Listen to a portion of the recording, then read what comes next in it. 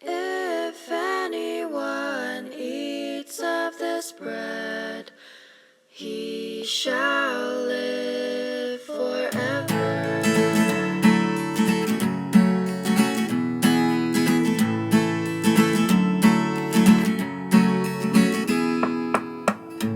I am the living bread, which came down out of heaven. If anyone eats of this bread, he shall live forever.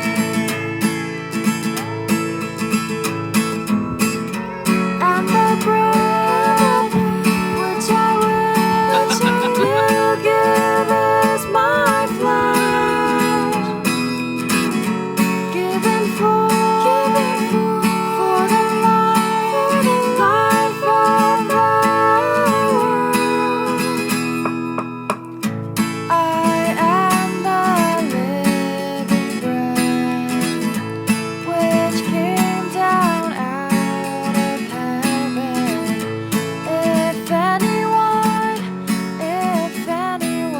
eats of this Let's see, we started our home in 1992. We incorporated in 1998 with a friend because it was just Brad and I and our kids, and it grew to where we could not handle it and outgrew our home. I mean, our carport used to be lined with buckets of weed. Our basement, we bought a little trailer, and anytime somebody come to go, well, I think the lessons in here somewhere, you know, it was crazy. So we incorporated in 98 with a longtime friend. In fact, his wife and I went to college together. And we moved into this building 99, September, October, somewhere right in there of 1999. So Y2K was crazy for us. Holy cow, crazy. So we had a little store right near our house. In 98 we moved to there, and then we ended up in we had the little store there, but then we rented space from our yeast supplier. By the time we were there almost a year, I guess, well, right at a year, and when we moved out, most of the warehouse was us. You're taking over. Yeah, so we moved into here in 1999, and the little entry where you came in, that was our store. Oh, whoa. This was all warehouse, our packaging facility, racks with all of our buckets of grain and everything. And with the help of my sister-in-law and some very talented people, we turned this into a store and then built the classroom. So, yeah. So, yeah. Have you guys seen a trend of growing of demand? Yes. Yeah. Especially in the last year and a half. Well, last year was crazy. Was it? Yes. Starting early March. We were having to order wheat trucks. Normally we get a wheat truck in about 6 weeks. Last year it was every 3 weeks. You want to tell us what a wheat truck is? It sounds amazing. 40,000 pounds of grain. 40,000 pounds of grain every 2 weeks? 3 weeks. 3 weeks? Oh, that's awesome. Yeah. It was crazy. And kind of started slacking up in April. It comes and goes like when the gas thing happened last week. It resurged again? You get another resurgence? Gas, wheat, and toilet paper, you know? That's great. I said, if anything I think good came out of this whole pandemic is people started gardening and cooking at home and making bread. Yes. Again, so, yeah. Couldn't keep sourdough stuff in stock at all. Couldn't get it, I did do, when we started doing classes again in May, I guess it was, I did like every 2 weeks I did a sourdough class. Howdy, folks. How you doing? You getting the grand tour? Yeah. From the boss. You're so happy to meet you. That's Brad. Sorry, that's my husband. I did meet Brad. Yeah.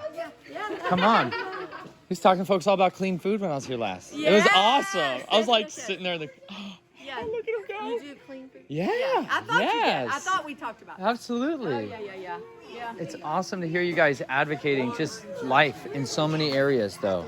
So many arenas, you know, and that's so much of what we desire for people to be inspired to want and desire it, you know, because they've made convenience the idol of our culture, you know, and we want people to understand nutrition comes at a cost. Yes. But that's good. That's satisfaction, you know, Yeah. a hard-earned reward. Men are supposed to work by the sweat of their face to eat bread. You know, that's the first way we can fight against the curse, you know? Yeah, you know, you just said something very profound. The convenience is a tool of the enemy. Yeah. That he is.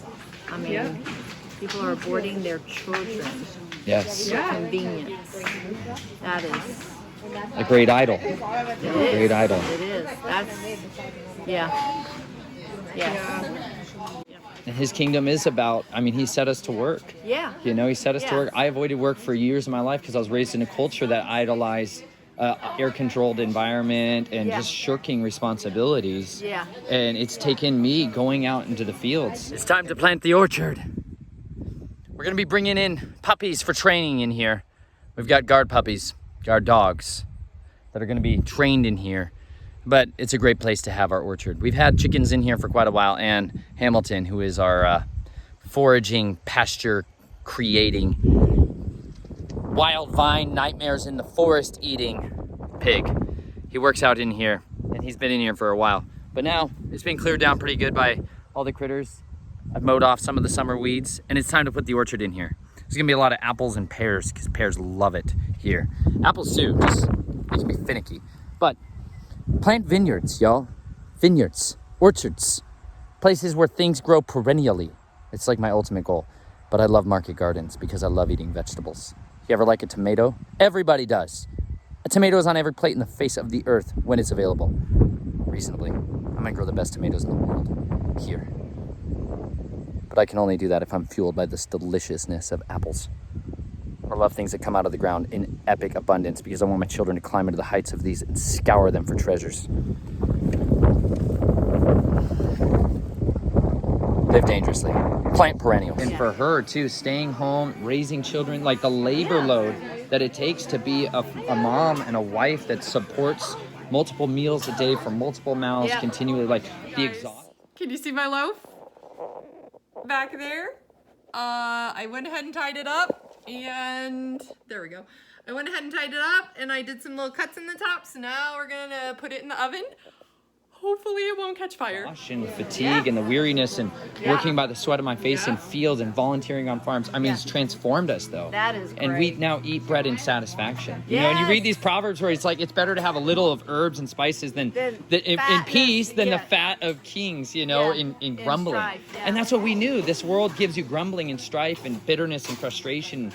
And we left that system and like we have been satisfied. Like it's we get to eat bread to satisfaction. Yeah. And it's totally different. Not the bread of idleness. Yep. And he loves bread so much.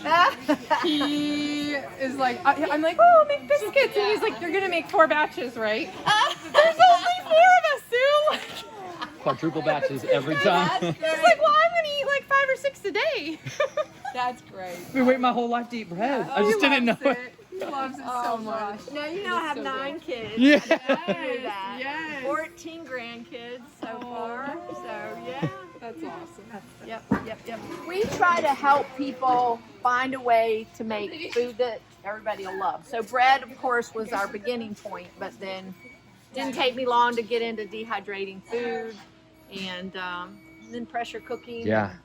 Just everything. Food preservation in all forms. Yes. Sauerkrauts. Yes. Crops. So we teach fermentation class. We teach yogurt, kefir. What have been some of the biggest objections you've faced over the years? From people? Yeah. Well, like I said, the anti-grain, anti-wheat, anti-gluten thing, that's been a huge one. Then there's always something. Sometimes Like a spiritual. Well, no, I'm not going to say almost. It is. is. I think because bread just keeps getting attacked. Yeah. So first, in the early 1900s, bread was denatured, altered, took the bran and germ out. That's all the life of the seed, left you with white flour. So then we're sick. 90s, whole grains kind of started making a comeback, of course.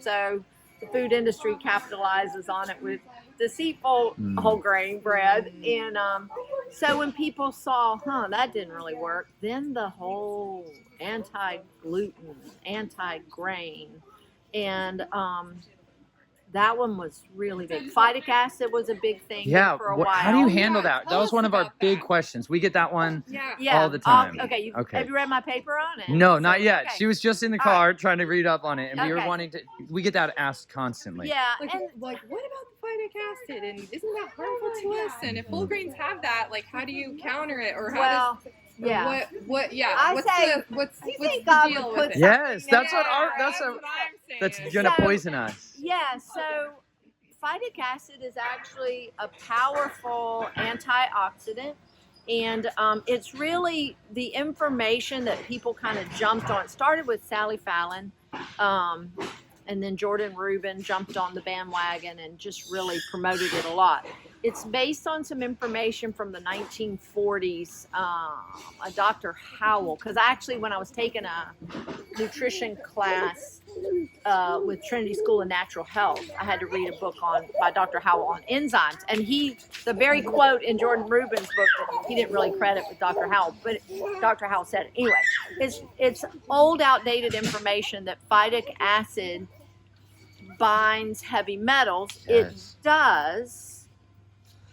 But, and so that's a good thing. You want it to bind and chelate take metals out of your toxins body. out and chelate out. And so the thing is, well, then it can chelate out calcium and magnesium and some of these vital minerals.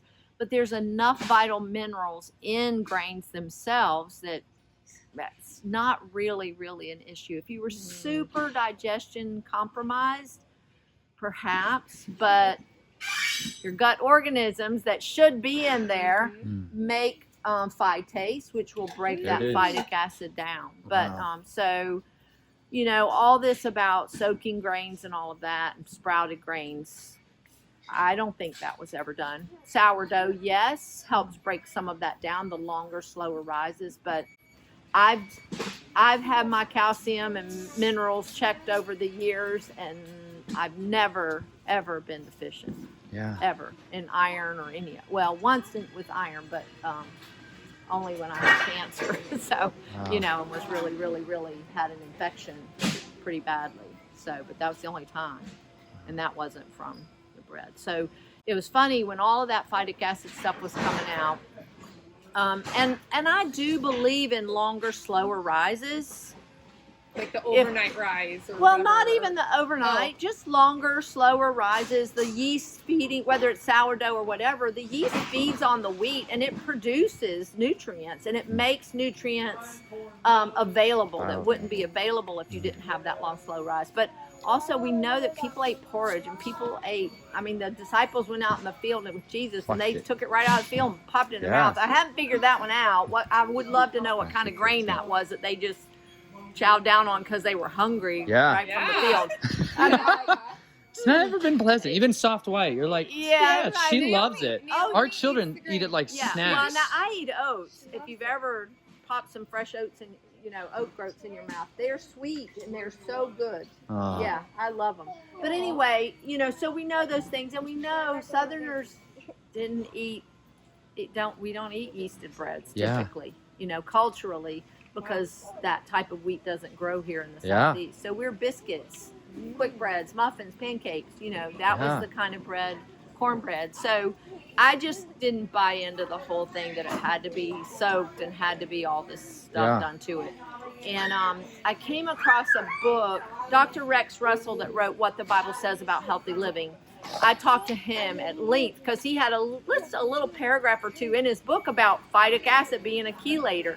And he told me about this book, and it was Diet for the Atomic Age. And it was written by a biochemist, did extensive research. The book was, the more toxic our world becomes, we need to be getting more and more phytic acid from grains and beans because it chelates this out. And the Chernobyl, explosion, the only people that didn't get significantly sick was this bakery that was this family that owned a bakery right there, and they were eating the grains and things, and it was just very fascinating book. What a pertinent She's like, 70% of your diet should be grains and beans because of the phytic acid that's there, and I'm like, I knew I liked this. I knew it. Yes. So that's kind of where I got most of my information from, and just that, you know, it's broken down and it's, God knew what he was doing.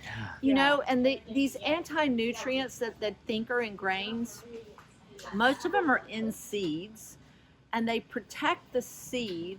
Have you ever thought about why, say, like an acorn can fall to the ground in the spring, but then not germinate For 6, till 7 months. Yeah. Yeah. I mean, it's getting wet, it's breaking down. Mhm. That's phytic acid and some other things that Preserving protect it. that, to keep it so that it germinates In at season. the exact right time. Yeah. Wow. Yeah. Wow. So anyway, what a we reason. call anti-nutrients Yeah. are super amazing protectors. Mm. And, you know, kind of like the cyanide component of Yes. most seeds. That's Yeah. a incredible anti-carcinogenic that attacks tumor cells but not Yes. healthy cells. Yeah. And yet, yeah. So It's targeted warfare. Yeah, You know, it it's our is. targeted warfare, and so that's what's targeted. Jesus compared himself to it. Yeah. for a You know, it's huge full of, reason. it's only life, you Yeah, know? it's, yes, and that's another thing I tell people. You know, people talk about live food, and I'm like, well, technically, seeds are live food. Absolutely. Fruits and vegetables are dead. They're, Yeah. I mean, I get what they're within saying about within the 3 enzymes. days, those cells are dead, though. Yeah. You got about 3 days from fresh pick. Yeah. That's There's it. a reason God gave us two types of food: Yeah. plants. I mean, fruits and Yes. vegetables, and seeds. Yes. Fruits and vegetables are wonderful in season. Seeds are your sustainable That's it. food that's just as nutritious forever. So, Like- you know, whereas fruits and vegetables are going to rot, decay, you have to preserve them somehow, but grains and beans, you don't. They're Mhm. there. And they're just as nutritious as they were the day you picked them, unlike, like I said, Yeah. fruits and vegetables. So, yep.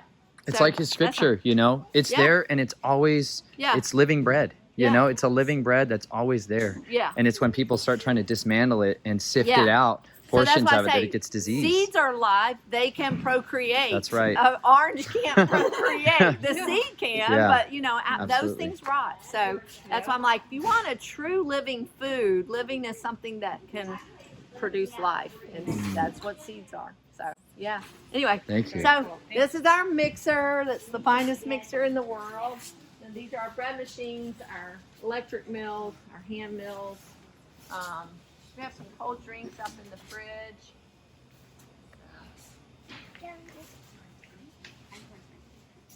You like einkorn? I do. I like it. My favorite way actually is to boil it and eat it like rice. I love it. It is so good. And people, I didn't have rice one night, and so I just was like, oh, I got this einkorn. I'm gonna boil it, you know. So yeah, it's really It good. works in the Instapot too. Yeah, it's expensive, but it's good. So yeah. Did you have a question about einkorn, Christy? Oh, I was curious. Okay, so my other daughter and I, we do struggle with wheat. We've tried all different. The einkorn so far is the only one that we really, and Yeah. it could be a gut thing and stuff like that. Yeah. And I know that there's some people do have some sensitivity. Yeah. But I was so surprised that we could totally digest the einkorn. I was Yeah. like, okay, I know it's ancient. I know Yeah. it's an older grain, but is there something to why would it be- I mean, different grains are gonna have some different genetic properties and structural properties. It is lower in protein. I'm not sure if it's the amylopectin might be lower. That's a little digestive resistant. I gotcha. I'd have to really look into it more and see what the genetic makeup and yeah. Used to be spelt. Now, have you tried Kamut? I have not yet. Okay, Maybe I should. but you've tried spelt. Spelt I've tried, and we backed it. Yep, we both. And I was like, Yeah, because I've even talked to like our grain elevator, and he said actually it's spelt has no wheat in this country is genetically modified, so that's not. But spelt has been hybridized now till it probably really wouldn't be considered an ancient grain anymore. Yeah. Yeah, Wow. Kamut is still Still An ancient grain. yes, if it's truly Kamut. Okay. Ah. It is a type of wheat called Coruscant wheat, but the trademark name that lets you know that it is still the ancient grain seed is Kamut. That's the name of it. It's the grandfather of durum wheat. Yeah. Okay. Yeah. And but yeah, and so the man that brought Kamut here, Bob Quinn, he trademarked the name Kamut, and you have to be licensed to be able to carry it. Wow. You can't just, because it is an old type of wheat. It's called Coruscant, but then there are some varieties that you know people have hybridized and everything, and then that's Coruscant wheat, but this is Kamut brand Coruscant wheat. So you might find that, and it's nice. I love boiling it and eating it whole. It stays very chewy though, doesn't get real soft. It reminds me almost of corn, you know, whole kernel Yes. corn, to eat it, to bite into it. It stays kind of chewy, and it makes the best pasta. Nice. Yes. Ooh. Great. Oh, that was a big question. We're all like, Yeah. We tried making our first pasta. We had a pasta. We borrowed our friend's Yeah. pasta maker, Yeah. and we just did, I think, hard white wheat. I think. No, or- that stays kind of grainy. It was very gritty, Yes. but it was still. I mean, It's it's still still yummy. delicious, But but it's, yeah. I was like, I don't think this is quite the wheat that we. Yeah, Kamut is what you want for. Kamut. In fact, I think Gotcha. the last time I talked with our grain elevator about it, he said about 80% of the Kamut grown here goes to Italy to make pasta. Ah. They ship it back over there. Wow. Yeah. So, but it's a. Have you seen it, Kamut? It's No. I'm so excited about Okay, it. so Yay, there's our Trndy books, Kamut. our spices and herbs, and our new line of oils and vinegars. Yeah. Oh my gosh, you gotta. Yes. My goodness, they're so great. And then our soaps come from Canada. Thank you. Truly amazing. Developed by two men that have skin rashes and sensitivities. And they said to cut down costs, we really worked on the packaging. So Best kind of that's their packages. packaging. They smell really good. I could smell them from here. Oh yeah, I They mean smell really some of them, good. like the clay, is so good for Oh, any kind yeah. of skin rashes and things like Yeah. that. Is it bentonite clay? Yes. Yeah. Which we carry We've all been of that. gorging on that every day. Yeah. Do you? Every Yeah, oh, day. no joke. Every day. He We stirs drink it. up. He's like, "Here's your clay." I'm like, oh, Clay water. Okay. We do clay and okay, it's good diatomaceous for me. earth. Drink it Yeah. down. Yeah, it's our big ones. Yeah. Yeah. Now, do you mix it up and then just let it sit in the refrigerator? We've let it sit, most of the time I'll let it sit maybe for an hour or two. Yeah. I know some people talk about overnight, letting Yeah. it sit. Like I watched Yeah, they- Redmond's Yeah. video they just on it. put They in would the let it refrigerator sit and then overnight. just drink it. Yeah. You Yeah. know, like that. So it's kind of It's, better. it's kind of better. That's an honest statement. We've been Yeah. making toothpaste with it too. We Our own love toothpaste. that. Oh Like yeah. homemade toothpaste with it. Okay. Teeth feel Right. nourished. Yes. Like I never. Nathan wanted me to film this for you all. We're making Gibberim toothpaste, and we have bentonite clay in there, some calcium. We have diatomaceous earth, coconut oil. What else goes in there? Some mineral drops, some essential oils for flavoring, and Nathan is looking for the activated charcoal. We're gonna throw that in there. See how this turns out. Yes. Like I never Yeah, knew they toothpaste do. could feel good on your teeth. Yes. They make a toothpaste. I don't know if you knew that. Oh no. But yeah, that's Redmond's toothpaste. I take that when I go out of the country, like to Haiti. I make sure I have my clay. But I use the peppermint, which peppermint's good for upset stomach too. So now I just eat the peppermint toothpaste. So it's so nice to be able to eat it. It's cool. Oh, me. I always look in the K's and they put it in the W's because it is a wheat. So that's Kamut. Oh, It look how mills long up- it is. Yeah, it's big. Very long. It mills up kind of coarse, but it makes great muffins. I make French bread with it that'll like I soak it overnight, or English muffins, something that doesn't have to rise real tall. It's kind of a little denser bread. So, do you guys have a sourdough kit? Because we've had No. we've had a lot of questions on like sourdough and like, is it? I don't know. I guess it feels a little like people are a little more nervous about trying to do a sourdough starter with the whole grain flour, Yeah. as opposed to just doing it with the Yeah. regular. Just remind them that where do you think people used to do sourdough Right. with? They used to do it with whole Yeah, grain. So if you really exactly. wanting to go back to the old way. So is it pretty easy? Like, I mean, Yeah, it's just the it's the same. same. It's the same. Yes. We don't need to be afraid. No, Okay. just stir it up with that Just water. stir it, add In it. fact, thing is, the organisms that ferment it are on the surface of the grain. So you're really, you're starting getting a with dead boost to flour. it. Yeah, Yeah. you're starting with dead flour and trying to make it come alive. Whereas if you use whole grain flour, you're going to start with real flour. I just have to talk about this guy really quick here. This is not even the end of day 2 yet of my fresh milled flour sourdough starter. Look at all those bubbles, you guys. That's just crazy. Like, it never was like that bubbly with the dead flour. Just saying.